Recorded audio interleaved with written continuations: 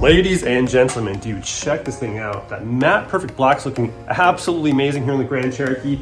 But there are a few more things left to do on this thing, like the wheels, throw the last door handle in, and then blacking out the last bit of chrome there on the roof rails. I also have some LED upgrades for it as well, but it's pretty easy stuff right there. And this thing is a complete wrap. And then we can finally move on to the next major mod for the Tundra, sitting right behind you guys. I cannot wait to unveil you guys what that is right there. I also have the next major mod for the Wrangler as well too. So a lot of major mods coming to a channel near you very, very soon. But for now, let's get down to the Home Depot and pick up some plastic for the wheels here. For those who don't know what that is, it's a spray-on, essentially a spray-on peelable paint, kind of like a vinyl wrap alternative, something you use on badges most commonly, or your wheels and stuff like that. I'll show you guys how I install the plastic dip on the wheels here. It's actually super, super easy. I think prep is pretty much everything, but we'll get more into that as we get the plastic dip, get back here, and get right to it. So head down to the Home Depot and some dip for these wheels and black them out.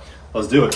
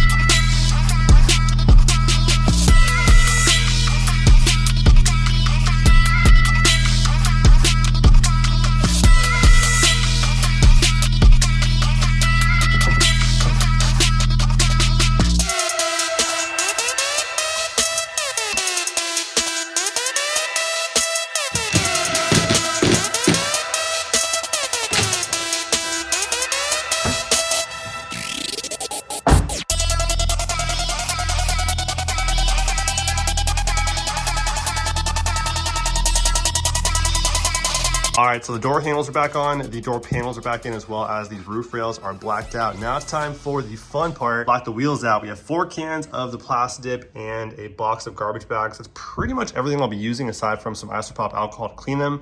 Preparation is a major key with this. And of course a respirator, so, you know, keep those lungs healthy and live as long as possible. Anyways, we're gonna prep clean these things really good and then mask off everything behind the face of the wheel with these garbage bags right here, because the wheels are staying mounted up. We're not taking these things off. We're gonna do them with the wheels on the Jeep here and mask off everything behind the face of the wheel. Prep clean them really good beforehand, get up all on that lip right there and everywhere we can possibly reach. Get them nice and clean, because the foundation to longevity with plastic dip is a nice clean surface for that to bite to. So clean them up really good, mask off everything behind the face of the wheel with the garbage bags, and then shake these things up really good. Hit it with a dust coat. The first coat is a dust coat. It's a 50% transparency. Hit it with 1 more coat, rotate the wheel over to where the bottom's at the top, and then hit it with 2 more coats for maximum coverage. Make sure we get every angle, and that's pretty much all there is to it, with about maybe a 5-10 minute wait in between each coat. So that's pretty much it.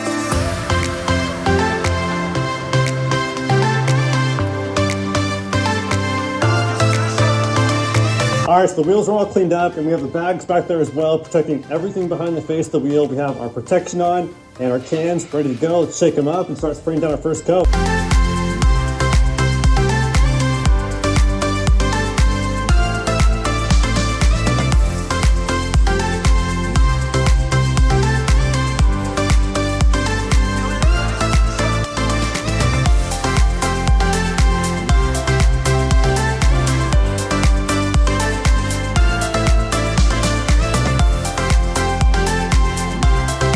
We have a nice light dust coat, about a 50% transparency on that, letting it fully dry out before we hit it with the next coat. The next coat, I'm gonna go a little bit heavier, as well as the 3rd coat and the 4th coat as well. It's a nice wet coat. This first one was a light coat. Looking good. On a 2nd coat.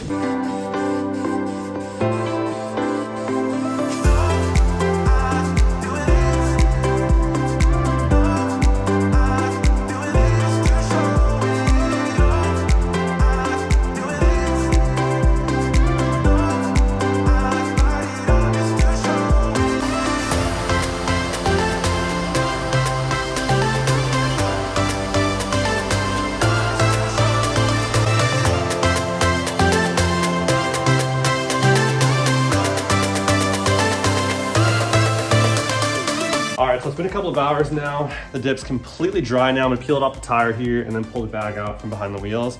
And it's pretty much a wrap right there. And then throw in some LED bulbs in this thing. It's pretty much a wrap. So sun's down, time for a light show afterwards.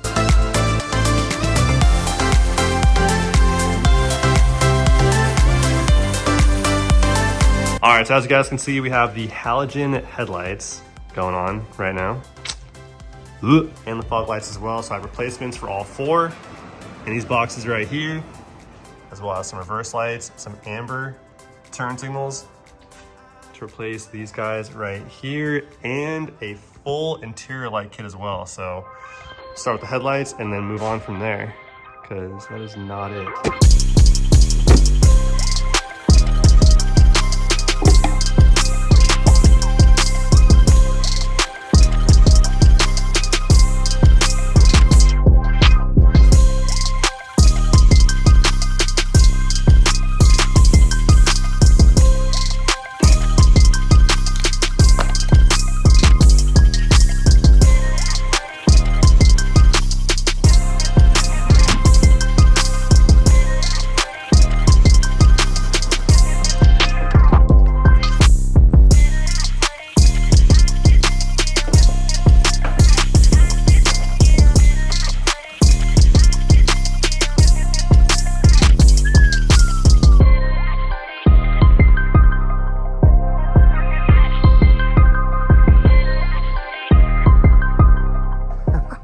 Dude, this thing looks insane right here, chilling in the shadows. Welcome to the light show. First up are these interior lights. And I gotta say, dude, these things are impressive for some cheap Amazon lights. Look at those things right there. That is insane. It's lighting the ground up too. So to replace the front map lights, the rear map lights, lights on the tailgate, as well as the floorboard there on the passenger and the driver side. There you guys have it right there. Pretty dang bright. Pretty impressive. Moving on from there, we have some new fog lights and some new headlights as well. Those there are the fog lights, and then those there are the headlights combined with the fog lights. And wow, that's so much better looking than halogen, dude. Oh my goodness. Now, not only is it obviously a lot brighter too, but it just looks so much cleaner and much more like modern of a look.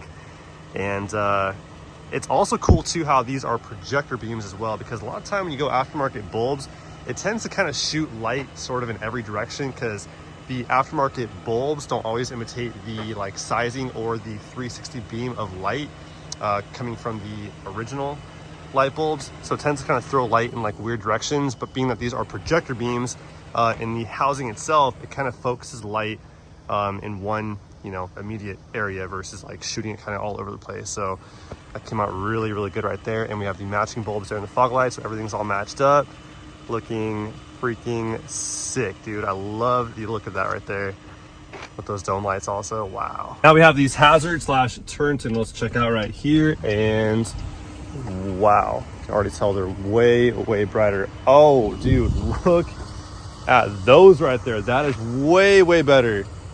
Dang, dude. Now I can tell off the bat too, they're a lot more amber, clearly a lot brighter, and just a way better look times 100. That looks amazing right there. Wow. And what's cool too is we already have the LEDs on the mirrors. That's a factory thing right there. And all we had to do was replace the turn signals there on the headlight assembly, which wasn't very hard to get to at all. Very simple to access. The headlights, on the other hand, were a little bit trickier.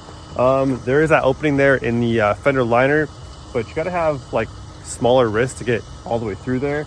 Otherwise you're going through the engine bay and taking apart the airbox on the driver's side, and then the ECU on the passenger side. I'm pretty sure of that. Overall, pretty straightforward stuff to do, but yeah, dude, that is a way better look and way better light output all day, dude. So that's pretty much it for the light show.